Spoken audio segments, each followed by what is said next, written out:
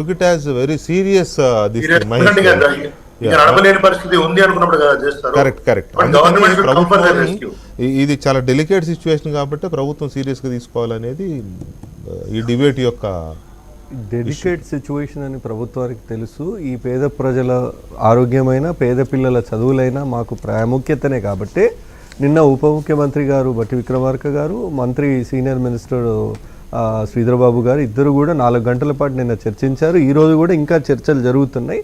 డెఫినెట్గా ఒక positive outcome వస్తుందని మనం ఆశిద్దాం. అయితే నా అబ్జెక్షన్ అలా ఏంటంటే, ఎస్ గవర్నమెంట్ ఇన్ఫ్రాస్ట్రక్చర్ లేదా దాన్ని స్ట్రెంథన్ చేస్తే సరిపోతుంది కదా, ఎందుకు ఆరోగ్యశ్రీ తెచ్చారని ఒక వాదన.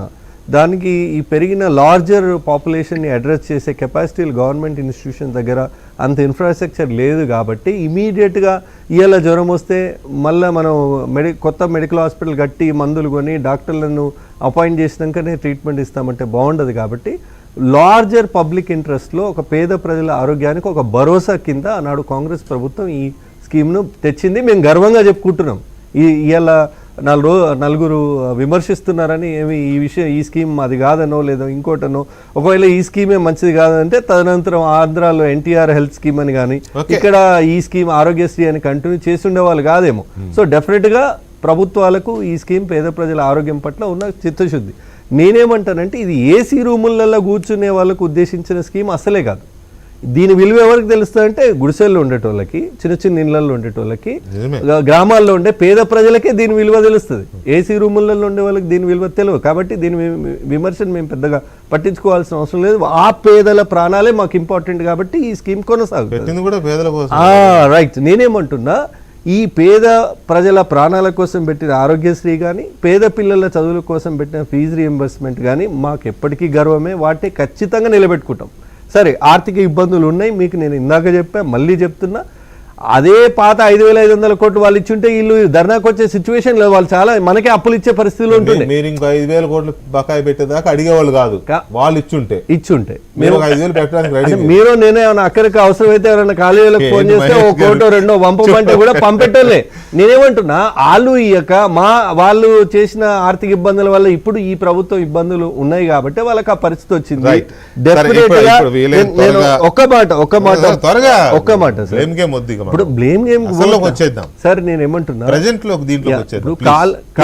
కాలు విరిగింది, ఇప్పుడు మమ్మల్ని పట్టి కట్టమంటున్నారు. కామన్ మ్యాన్కి అర్థం కావాలని చెప్తున్నా, సాధారణ ప్రజల కోసం. కాలు విరిగింది, ఇప్పుడు మీరు పట్టి కట్టరా, మీరు ప్రభుత్వంలో ఉన్నారు కాబట్టి మీరే చికిత్స చేయాలంటున్నారు. అసలు కాలే విరగపోతే ఇలా మేము పట్టి కట్టే అవసరమే లేదు. విరిగిన కాలుకు కట్టొద్దు పట్టి, మీరు విరగొట్టిన కాలుకే కట్టండి. 2 మీరు విరగొట్టిన కాలు చాలా ఉంటాయి కదా, వాటికి కట్టండి పట్టి. మీరు అంటే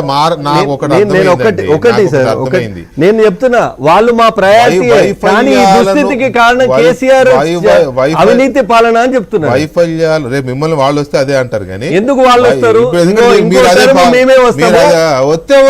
నేను ఒకటి చెప్తున్నా, గుర్తుపెట్టుకోండి. ఒక్క మాట, ఉద్యోగ సంఘాలు ఈ రాష్ట్రంలో నిషేధించింది. పాలాభిషేకాలు చేస్తున్నారండి. ప్రతి ఒక్కరిని ఆదుకునే బాధ్యత మా మీద ఉంది, మేము ఆదుకుంటాం. ఇకనైనా ప్రాక్టికల్ గా ఉందాం.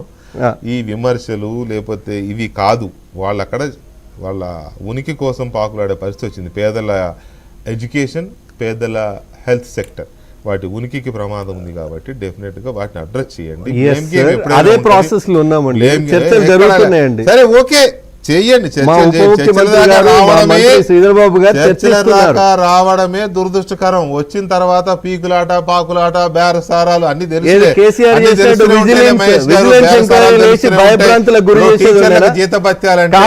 పోలీసులను పంపించే సంథింగ్ మీకు కాదు, కంక్లూడ్ చేస్తూ చర్చలు చేసే జీతాలు, జీతభత్యాలు, పెన్షన్లు, వీటిల్లో అంటే కమిషన్లు ఏమి ఉండవు.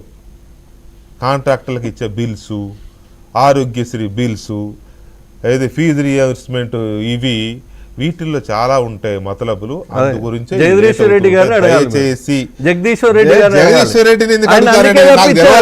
కదా, ఇంకో సంవత్సరం అడగడానికి ఐ నో, ఆయన అడగాలి. నాకు తెలుసు కదా, ఎందుకు విద్యాశాఖ నీకు తెలియదా? నుంచి గుండె మీద తప్పించారు? చేసుకుని నన్ను అన్నావు కదా, గుండె మీద చేసుకుని చెప్పు, గుండె తెలియదా మీద నీకు? చేసుకొని ఊరికే చాలు. సాయం చేయడానికి Thank you very much, చర్చలు మహేష్ చేస్తున్నాము. శ్రీధర్ అండ్ గఫూర్ గారు, రాకేష్ గారు.